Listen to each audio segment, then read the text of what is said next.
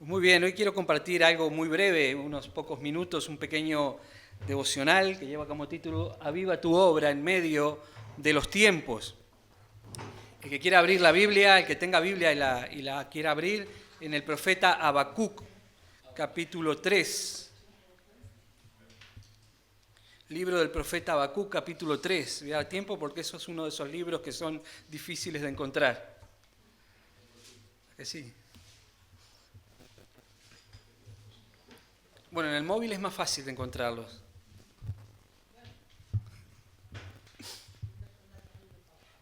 Amén. Dice así el libro del profeta Habacuc, capítulo 3, verso 2. Oh Jehová, he oído tu palabra y temí. Oh Jehová, aviva tu obra en medio de los tiempos. En medio de los tiempos, hazla conocer. En la ira, acuérdate de la misericordia. Y quiero leer este mismo texto en la traducción, lenguaje actual de la Biblia. Lo traduce así: yo sé bien lo que has hecho y por eso tiemblo en tu presencia. Déjanos ver en nuestros días tus grandes hechos de otros tiempos. Esto que acabamos de leer fue la oración de un hombre santo de Dios que estaba contemplando cómo todo a su alrededor estaba siendo corrompido por el pecado y por la maldad. Este hombre estaba viendo cómo la obra del enemigo estaba avanzando en medio de la sociedad. Él estaba contemplando violencia, abusos, injusticias. La maldad de todo tipo era el pan de cada día. Esto era lo que el profeta estaba contemplando. No me lo invento yo. Habacuc capítulo 1, verso 2, dice así el profeta. El profeta le dice a Dios: ¿hasta cuándo, oh Jehová, clamaré y no oirás? Daré voces a ti a causa de la violencia y no salvarás. ¿Por qué me haces ver iniquidad y haces que vea molestia? Destrucción y violencia están delante de mí, y pleito y contienda se levantan. Por lo cual la ley es debilitada y el juicio no sale según verdad. Por cuanto el impío asedia al justo, por eso sale torcida la justicia. Al ver este panorama, la oración del profeta fue: Señor, aviva tu obra en medio de los tiempos. En medio de los tiempos, hazla conocer. Realiza de nuevo en nuestros días esos actos poderosos que hemos leído acerca de ti. Quiero verte actuar en este tiempo como lo hiciste en los tiempos antiguos. ¿Lo has hecho en el pasado? Hazlo de nuevo hoy. Esta fue la oración del profeta. Este era el deseo que había en el corazón del profeta. Ver a Dios actuar como lo había hecho en el pasado. Que Dios interviniese poderosamente de nuevo, mostrando sus obras poderosas. Amén. El profeta había leído acerca de las obras poderosas, de las maravillas de Dios. Y él deseaba, anhelaba ver a Dios hacer de nuevo esas obras en medio de esa sociedad tan corrompida por el pecado. Amén. Ahora pregunto, ¿acaso no estamos viendo a nuestro alrededor hoy en día algo parecido a lo que estaba viendo el profeta en aquellos tiempos? ¿No estamos viendo cada día cómo aumenta la maldad, las injusticias, la corrupción, la violencia y pecado de todo tipo? Drogas, alcoholismo, suicidio, asesinato, abusos de todo tipo. Vemos todo esto a nuestro alrededor cada día, ¿verdad? Sí.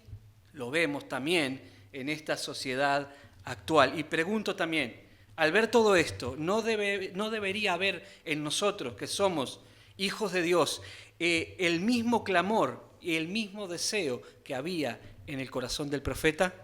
Señor, aviva tu obra en medio de estos tiempos. Queremos verte obrar en medio de esta sociedad. Queremos que tú obres, que hagas esas mismas obras que hemos leído acerca de ti hoy en día en medio de esta sociedad. Señor, hazlo de nuevo en nuestro tiempo. ¿No debería ser este nuestro deseo? Yo creo que sí, ¿verdad?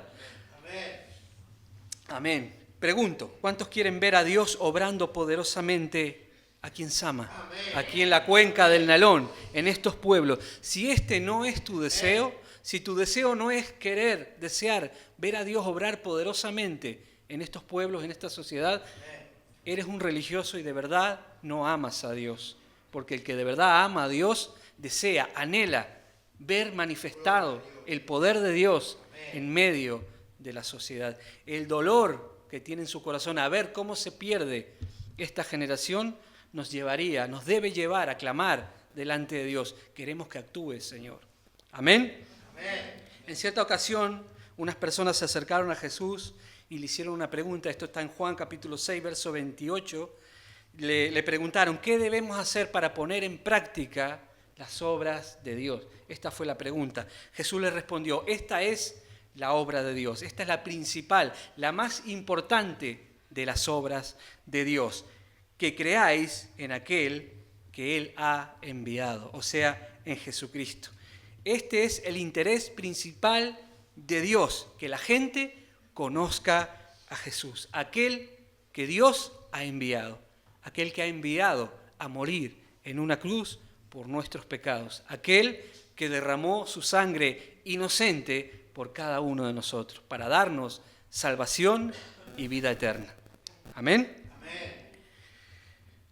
¿Por qué? Porque Dios quiere, porque el interés principal de Dios es que las personas conozcan a Jesucristo, porque Dios ama a las personas y solamente a través de Jesús las personas pueden ser salvas de la condenación a causa del pecado. Amén. Y también debe ser este nuestro principal interés como cristianos, debe ser nuestra prioridad, una prioridad en nuestra vida, dar a conocer a Jesús. Un avivamiento genuino del Espíritu Santo es cuando en primer lugar las personas conocen a Jesús y se arrepienten de sus pecados. Luego Dios puede hacer muchísimas cosas. Dios puede manifestar su poder de muchas formas. Él puede sanar, restaurar, libertar y obrar de mil maneras. Dios es un Dios todopoderoso. Dios no ha perdido su poder no ha menguado. Amén. Pero lo que más le interesa a Dios es que las personas conozcan a su Hijo Jesucristo. Que Jesús sea conocido en medio de esta sociedad corrompida por el pecado. Porque cuando el Hijo de Dios, Jesús, es conocido, primero que nada hay salvación. La obra del enemigo, la obra del diablo, retrocede en medio de la sociedad. La justicia de Dios florece. Amén. Y en medio de todo, Dios es glorificado. El propósito principal de un avivamiento es que las personas vengan a los pies de Cristo. Eso es un verdadero avivamiento. Ahora bien, primero debemos entender algo muy, muy importante, y es que el poder de Dios, el amor de Dios, la misericordia de Dios se manifiesta hoy en día a través de su iglesia. Cuando la iglesia sale, anuncia las buenas nuevas de salvación, cuando lleva el mensaje del Evangelio y lo presenta ahí en medio de la sociedad. No podemos orar para que Dios manifieste su poder y desentendernos completamente como si eso fuese solo cosa de Dios. La iglesia debe estar implicada también en estos asuntos. Cuando creíste en Jesús, ¿cuántos creyeron en Jesús? Todos hemos creído en Jesús. Cuando creíste en Jesús, te hiciste uno con Él. Te convertiste en su cuerpo, que es la iglesia de Cristo. Esto lo estudiamos el martes pasado. Y el propósito de la iglesia, el principal propósito de la iglesia es dar a conocer a Jesús en medio de esta sociedad. Reflejar el carácter de Cristo. Esto también lo estudiamos unos martes atrás, cuando estudiamos acerca del carácter cristiano. La iglesia debe reflejar al mundo el mismo carácter de Jesús. La iglesia debe madurar, debe crecer, debe ser instruida, enseñada por la palabra y por el Espíritu de Dios a fin de convertirse en instrumentos en las manos de Dios, instrumentos de amor, de poder y de misericordia. Estamos en el mundo para reflejar, para dar a conocer, para mostrar al mundo cómo es Jesús. Jesús no va a descender de nuevo a la tierra. Jesús se expresa a través de su cuerpo, que es su iglesia. Este es el propósito de la iglesia. Por eso la iglesia debe estar implicada cuando busca un avivamiento. No pedir a Dios un avivamiento, sentarnos de brazos cruzados y esperar que Dios haga algo. La iglesia y el Espíritu obran juntos. Amén. La iglesia es el cuerpo de Cristo y como dije, Cristo se expresa a través de la iglesia. Así que cuando oramos por un avivamiento, por la manifestación del poder de Dios en medio de esta sociedad, debemos prepararnos para ser usados por Dios como un canal de sus bendiciones. Dice la palabra que nosotros somos la sal de la tierra, la luz del mundo. Debemos entender que la iglesia es muy importante en medio de esta sociedad. Somos cada uno de nosotros, que somos parte de la iglesia, muy importantes en medio de esta sociedad. La gente necesita a Jesús, esta sociedad necesita a Jesús, aunque no lo entiendan, no lo reconozcan. La sociedad necesita a Jesús, las familias necesitan a Jesús, los oprimidos por el enemigo necesitan a Jesús, todo el mundo necesita a Jesús. Había una multitud hambrienta, esto se relata en la palabra de Dios, en aquel milagro de la multiplicación de los panes y los peces, había una multitud hambrienta, los discípulos le dicen a Jesús, tienen hambre, despídelos para que vayan y compren comida. Jesús dijo, dadle vosotros de comer. La responsabilidad de la iglesia es alimentar al mundo hambriento, hambriento de amor, de perdón, de misericordia. Vemos que los discípulos solo tenían en sus manos 5 panes y unos pocos peces. Jesús dijo, traédmelos aquí. Dice que dio gracias, partió y lo dio a los discípulos y los discípulos lo dieron a la multitud. Aquí vemos el trabajo, el lugar que ocupa la iglesia. Debemos entregarle a Dios todo lo que somos, todo lo que tenemos en nosotros mismos, porque es una locura ir a alimentar a una multitud con unos pocos panes y unos pocos peces. Es una locura intentar alimentar a esas personas hambrientas de Dios con lo que tenemos en nosotros mismos, con nuestros dones, nuestras capacidades, nuestra propia inteligencia. Debemos recibir de Dios para después dar. Esto también lo estudiamos cuando hablamos acerca del ministerio de la iglesia. La iglesia le entrega a Dios todo lo que es, todo lo que tiene y recibe de Dios para poder alimentar a una multitud hambrienta de Dios.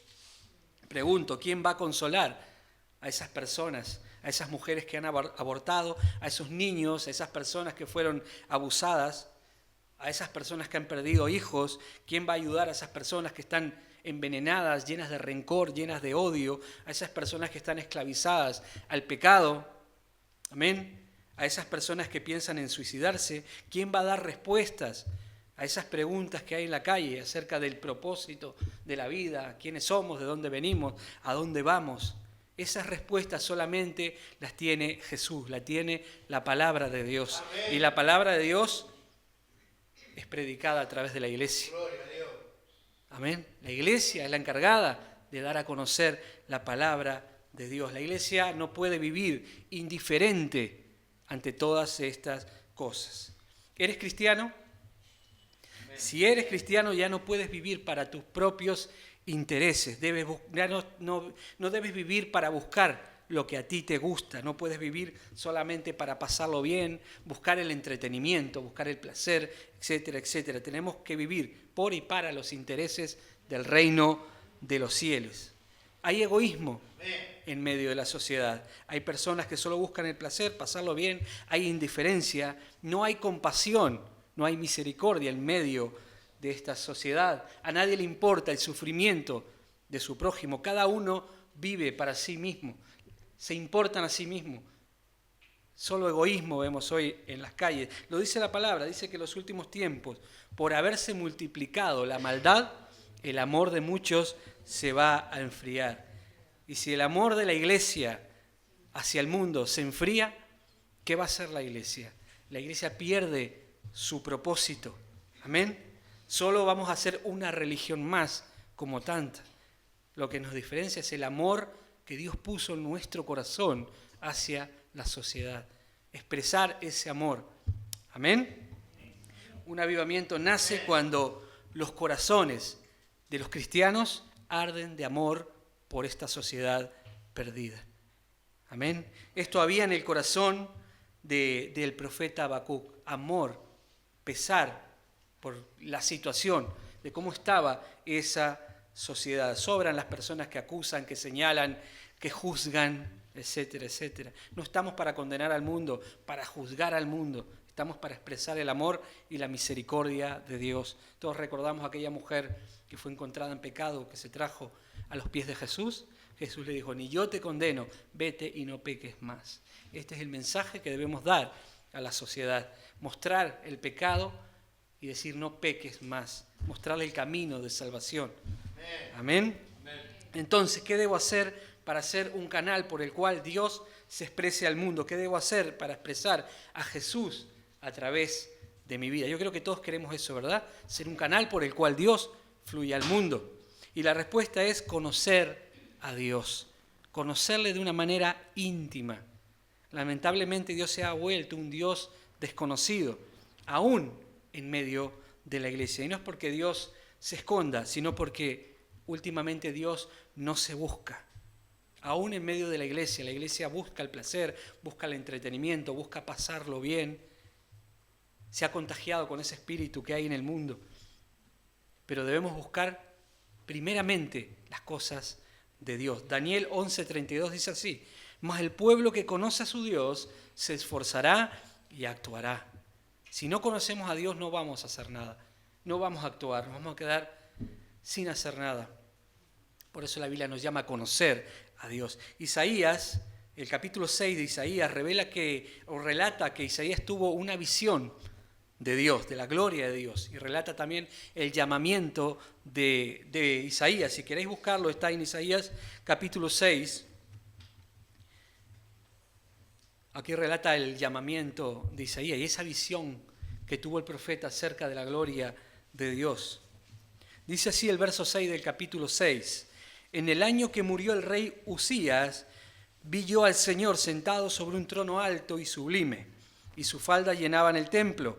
Por encima de él había serafines, cada uno tenía 6 alas, con 2 cubrían su rostro, con 2 cubrían sus pies, y con 2 volaban.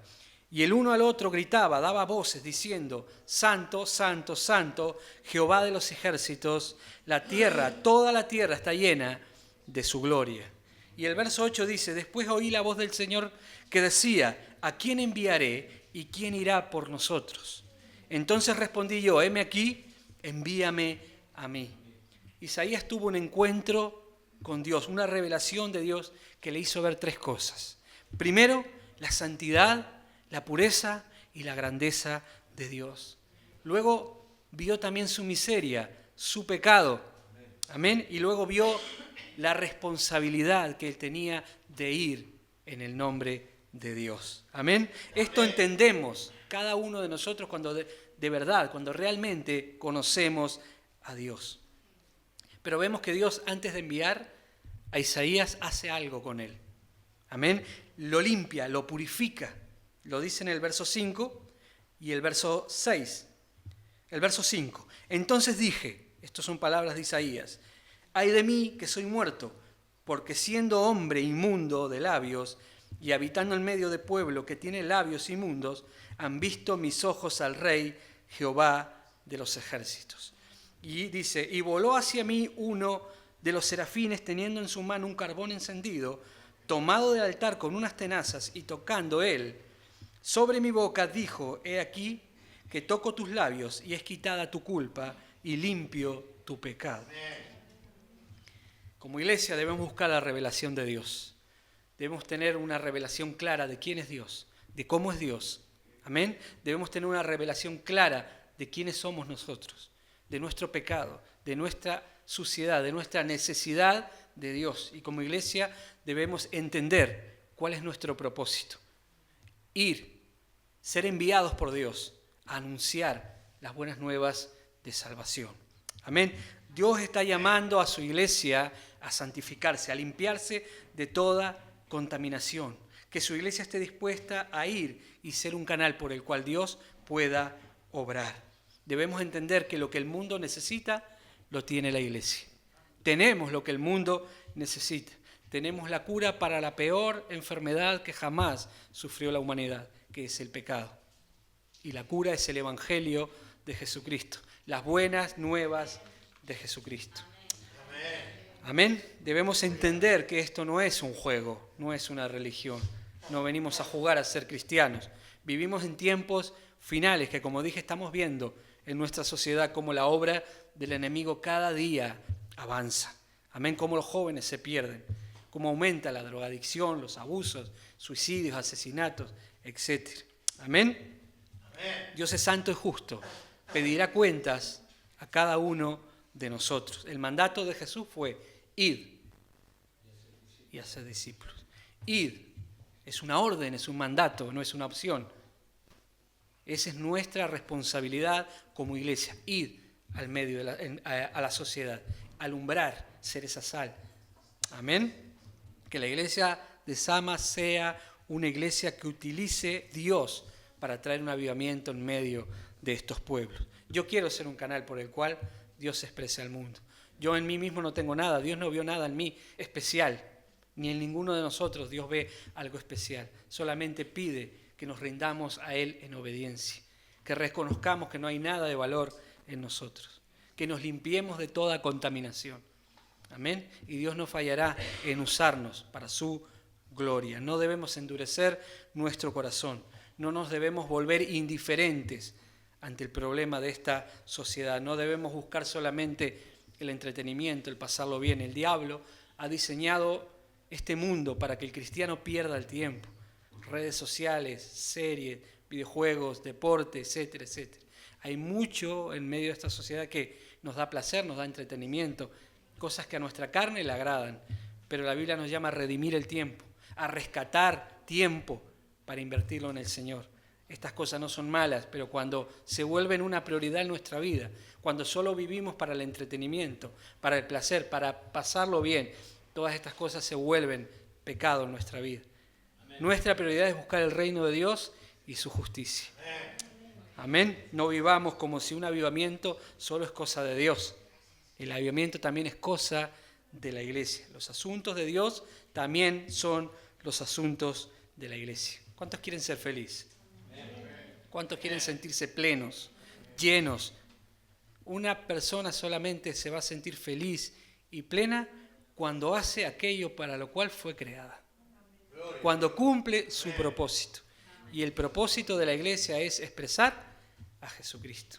Amén. Cuando tú haces eso, vas a encontrar lo que toda la vida has buscado, lo que el mundo busca: la paz, el gozo, el sentirte realizado, cuando cumples tu propósito. Y el propósito de la iglesia es expresar a Dios, expresar a Cristo. Que el fruto del Espíritu fluya a través de nuestra vida. Amén. Entiendo que los que no creen en Jesucristo, aquellos que están en el mundo, pregunten por qué Dios no interviene, por qué Dios no hace nada ante el estado de esta sociedad. Lo que no entiendo es que muchas veces la iglesia se lo pregunta: ¿por qué las cosas están así? ¿Por qué las cosas están tan mal? Tal vez la respuesta sea porque tú no estás haciendo lo que realmente tienes que hacer como iglesia. Si todos juntos hacemos lo que debemos hacer, Dios no fallará en traer un avivamiento. Amén.